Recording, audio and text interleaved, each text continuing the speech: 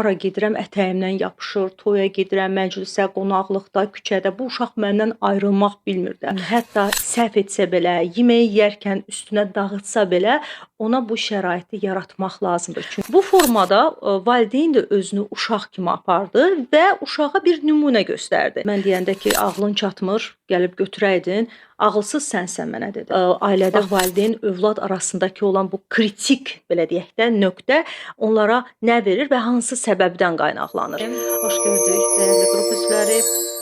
Uşaq-valideyn münasibətləri ilə maraqlanan hər kəsi salamlayıram və söz verdiyim kimi hər yaş kateqoriyasına uyğun olaraq valideynlər tərəfindən hansı davranış modeli əslində daha düzgün, daha sağlam bir formada ifadə olunur, o barədə sizə məlumat verəcəm. Əslində bu çox geniş və dərin bir mövzudur. Bu mövzu ətrafında uzun-uzadı danışmaq olar və görünür ki, məhz valideynlərin uşaqlara və uşaqların valideynlərə olan münasibəti haqqında hərənin müxtəlif fikirləri var və bu fikirlərin bir çoxu da təbii ki, ailə dəyərlərdən, əvvəlki nəsillərdən gördüyümüz nümunələrdən, həyati stereotiplərdən irəli gəlir. Amma məhz peşəkar baxımdan psixologiyanın məhz bu münasibətlərdəki rolu nədir və hansı formada biz yaranmış problemləri həll edə bilərik? Bu barədə hal-hazırda məhz danışmaq və hər hansı bir tədbirlər görmək olduqca vacib sayılır. Niyə görə? Çünki gördüyümüz ailə nümunələrində yaranmış problemləri bilirik, görürük və nə qədər də insanlar desələr ki, biz özümüz bilirik, hər bir valideynin öz metodikası var və hər bir uşaq da individualdır, həri ilə fərqli cür davranmaq lazımdır. Burada təbii ki, doğru və yanlışlıqlar var. Uşaqların fərqli olmağı əlbəttə ki, bu fərdi yanaşma tələb edir. Lakin hansı formada, hansı ehtiyaclardan qaynaqlanır? Niyə görə bəzi ailələrdə görürsən ki, əslində 2-3 uşaq var, eyni ailədən çıxır, amma nədən bəs eyni cür tərbiyə metodikasını əldə etməklə yenə də fərqli cür düşünür, fərqli cür özünü hiss edir və müxtəlif formada da davranır. Valideynlərinə qarşı münasibətlərdə də fərqli hisslər yaşayır. Bu nədən irəli gəlir? İndi bax, bütün bu məsələlər haqqında istərdim ki, tədricən sizinlə bu barədə danışaq. Hissə-hissə başlayacaq. Hələlik mən istərdim ki, məhz 7 yaşına kimi uşaqların təfəkküründə, dəyərlərin formalaşan dövründə nələrə diqqət yetirmək lazımdır? Bax, bu haqda danışaq. Odur ki, yerinizə yaxşıca rahatlayın. Biz başlayaq. Mən klinik psixoloq Səmirə Rəhimova, ailə terapiyası üzrə mütəxəssis, təlimçi olaraq çalışıram və indi ailə terapiyası çərçivəsində də əslində ailələrlə hansı problemlərə diqqət yetirmək lazımdır, o barədə də sizə məlumat verəcəm. Hələlik gəlin baxaq görək uşaqlara hansı yanaşma tərzi daha doğrudur, hansı mərhələlərdən valideyn keçməlidir ki, uşağın özü haqqında, həyatı haqqında müsbət bir fikirləri formalaşsın. Birincisi, aydın məsələdir ki, bu həm sizin özünüzdən asılıdır, sizin həyatdakı mövqeyiniz, insanlarla olan münasibətiniz, ailə üzvləri ilə bir-birinizlə nə cür təmas saxlamağınız, bunlar bir nümunədir. Əgər bu sarıdan problemlər varsa, mütləq ki, bu problemin həllinə doğru yönələsiniz. Daha sonra təbii ki, uşaqla olan davranış modelində də nəsə bir dəyişikliyi əldə edə biləcəksiniz. Birincisi, uşağa yanaşmada mütləq pozitiv fikirləri ötürməyiniz vacib sayılacaq.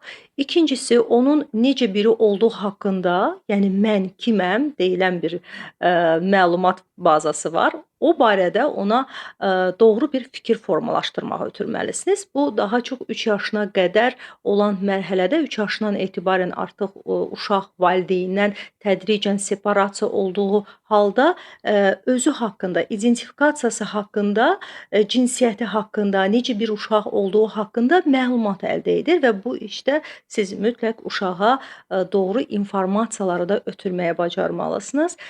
Onun üçün yəqin ki, belə bir davranışda mən özüm deyilən bir əlamətləri diqqət yetirmirsiniz. Onun üçün bu çox vacibdir. Ona görə hər bir şərait yaratmalısınız ki, uşaq həmin yaşda da necəsə özünü ifadə edə bilsin. Təbii ki, təhlükəsizliyi qorumaq şərti ilə uşağa nələrisə etmək, hətta səhv etsə belə, yeməyi yeyərkən üstünə dağıtsa belə, ona bu şəraiti yaratmaq lazımdır. Çünki bu formada uşaq özünü ifadə etməyə başlayır. Nəyi bacarır, nəyi bacarmır, bu haqda məlumatı məhz bax bu davranışlarından və valideynin reaksiyasından əldə edir. Əgər valideyn deyəndə ki, toxunma, əl vurma, bacarmazsan, olmaz, sənə olmaz, uşaq özünü sanki bir çərçivədə hiss edir və mən kiməm və nəyi bacarıram?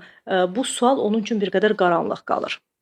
Digər bir tərəfdən üçüncü qayda odur ki, mütləq həyat haqqında, yəni ümumi bilgiləri, həyatı tanıtmaq, insanları tanıtmaq bu mərhələdə də çox vacibdir ki, valideynin rolu birbaşa bir uşaqla təmas formasında ifadə olunsun. Yəni mütləq əgər işləyən valideynlər varsa, uşaqlarla az vaxt keçirmək məcburiyyətinin qarşısındadırlarsa, vacibdir ki, axşam saatlarında ən azı hansısa bir nağıllar oxumaq, həyat bilgiləri uşağa ötürmək. Çünki artıq 3 yaşından 5 yaşına qədər uşaq başlayır ətraf mühitlə təmasa. Yəni təkcə ailədən ibarət olmur həyat. Artıq sosiallaşmağa doğru gedir. Elə uşaqlar var ki, 5 yaşından misal üçün məktəbə qədər hazırlığa gedirlər, amma uşaq bağçasında olmurlar. Bu o demək deyil ki, uşaq sosial mühitdən uzaqdır. Xeyr, bunun üçün ayrıca parklar var, gəzintilər var. Şərt deyil ki, mütləq uşaq bağçasına getməlidir. 3 yaşından etibarən artıq kollektivdə özünü ifadə etməlidir. Xeyr, bu məcburiyyət deyil. Amma uşağı bu istiqamətdə yavaş-yavaş ətraf mühitlə tanış etmək məhz valideynin roludur. Bəzən elə olur ki, uşağı hətta 3 yaşından bağçaya qoyan halda görürsən ki, uşaq valideynindən ayrılmaq istəmir. Hətta analar gileylənirlər ki, hara gedirəm ətəyimdən yapışır, toya gedirəm, məclisə, qonaqlıqda, küçədə bu uşaq məndən ayrılmaq bilmir də. Mən onu sosiallaşdırmalıyam və məcbur uşağı bağçaya qoyarkən ondan elə sanki belə deyək, məcburi şəkildə ayrılır və burada uşağı qorxularına səbəb olan, uşağın kabusuna çevrilən itirilmək qorxusu, yəni məni tərk edə bilərlər. Çünki mənim üçün təhlükəsizlik mühiti yalnız anamın yanındadır və qəfil anam məni qoyarsa, gedərsə, bu mənim üçün ən böyük qorxu, sanki ölümə bərabər olan bir qorxudur. Bu halda uşağı qoyum, qaçım, gizlənim, çox yanlış bir davranışdır. Uşağın artıq erkən separasiya problemi kimi bir hal yaşanılır ki, sonradan uşaq daimi şəkildə təşvişli münasibətlərə düçar olur. Belə hallar olmasın deyənə tədricən uşağa həyatı anladarkən, bax uşaq bağçasına gedəndə nələr olacaq, nə üçün lazımdır, mən hələ burdayam, qapının arxasında gizlənmək, hardasa demək ki, bax burdayam, lazım oldu məni çağıra bilərsən. Bir müddət hələ ki, bax bu yollarla uşağa yavaş-yavaş belə deyək, bu emosional cəhətdən valideyndən ayrılma hallarını öyrətmək lazım olacaq. Digər bir yanaşma tərzi də təbii ki, uşağı istənilən halda həm psixoloji, həm də fiziki şiddətdən qorumaq. Bəzən vurmaq, qışqırmaq valideynlər tərəfindən tərbiyə metodu kimi görülür. Amma aydın məsələdir ki, şiddət tərbiyə deyil. Ona görə də tərbiyə metodunda izah etmək qabiliyyətini insan özündə inkişaf etdirərsə, öz hissləri ilə bərabər, yəni bu formada uşağa hər hansı bir məlumat ötürərsə, yaxşı nədir, pis nədir, izahlı şəkildə edildiyi halda uşaq nələrisə qəbul edir.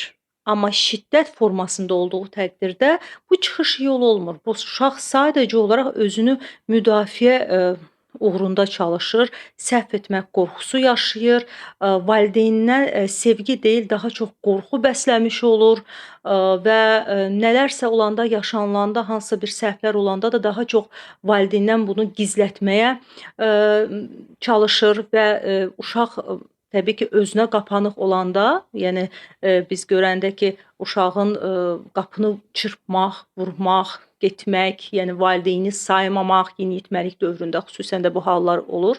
Biz başa düşürük ki, burada valideyn və uşaq arasındakı münasibətdə çatlar var, yəni artıq əlaqə pozulub və bu halda valideyn qışqırsa, bu halda valideyn əsəbləşsə, ona təzyiq göstərsə, həm psixoloji, həm də fiziki şiddət göstərilsə belə, yenə də münasibətlər problemi dərinləşir və insanlar bir-birindən uzaqlaşırlar.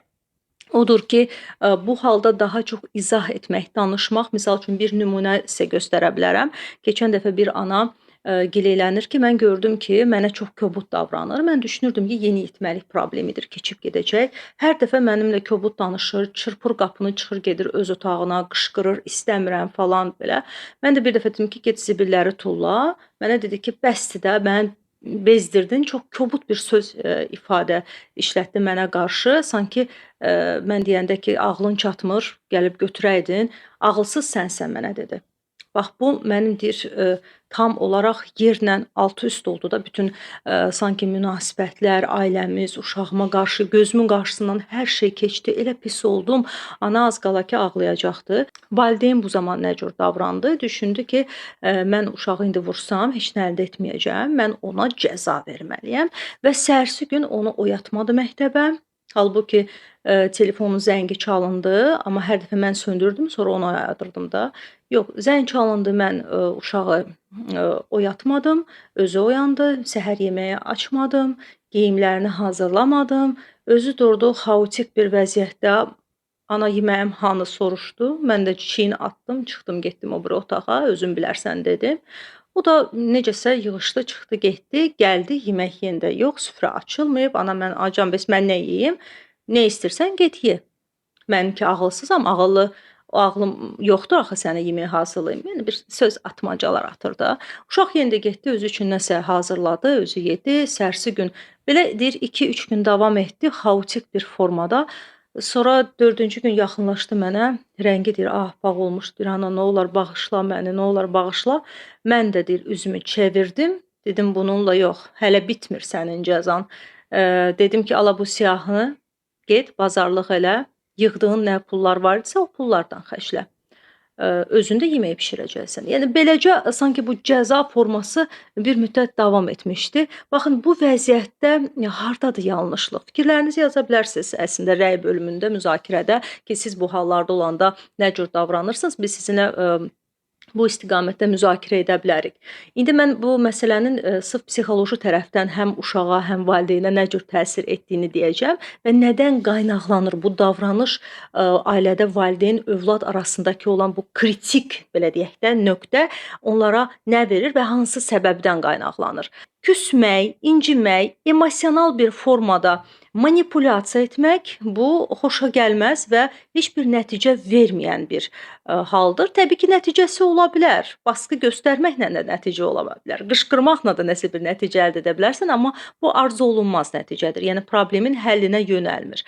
Bu formada valideyn də özünü uşaq kimi apardı və uşağa bir nümunə göstərdi. Sanki küsmək, incimək bax bu bir nəticədir.